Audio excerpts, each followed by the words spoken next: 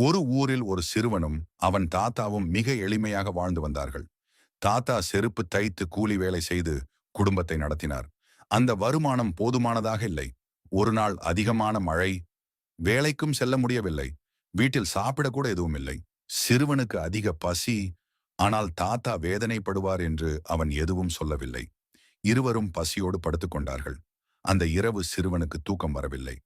தாத்தா, ஒரு கதை சொல்லுங்க என்று கேட்டான். தாத்தா ஒரு கதையை சொன்னார். சிறுவன் அதை கேட்டுக்கொண்டே தூங்கிவிட்டான். அடுத்த நாள் காலை சிறுவனின் மனம் மிகவும் கனமாக இருந்தது. தாத்தா, நாம ஏதாவது செய்யணும் என்று சொன்னான். பண்ணணும்னா காசு இல்லையே கண்ணா என்றார் தாத்தா. சிறுவன் சிறிது யோசித்தான். அவனுக்கு ஒரு யோசனை வந்தது. நீங்கள் தைக்கும் செருப்புகளை என்கிட்ட கொடுங்க, நான் கடைக்கு கொண்டு போய் விற்று பார்க்கிறேன் என்றான். தாத்தா முதலில் பயந்தார். ஆனால் நம்பிக்கையுடன் 5 ஜோடி செருப்புகளை கொடுத்தார். சிறுவன் ஒரு பெரிய கடைக்கு சென்று, இந்த செருப்புகளை 200 ரூபாய்க்கு கொடுக்கிறேன், நீங்கள் 300க்கு விற்றா உங்களுக்கு லாபம் என்றான். கடைக்காரன் செருப்புகளை வாங்கி கொண்டான். மாலை பள்ளி முடிந்து அந்த சிறுவன் அதே கடைக்கு மனம் பதற்றத்தோடு சென்றான்.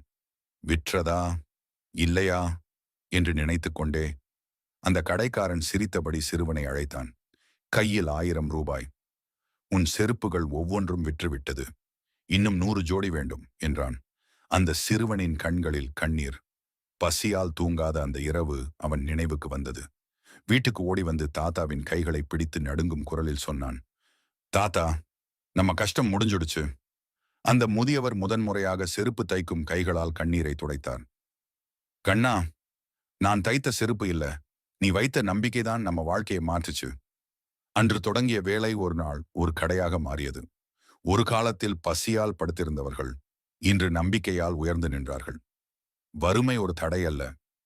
நம்பிக்கையும் புத்திசாலித்தனமும் இருந்தால் வாழ்க்கையை மாற்ற முடியும்.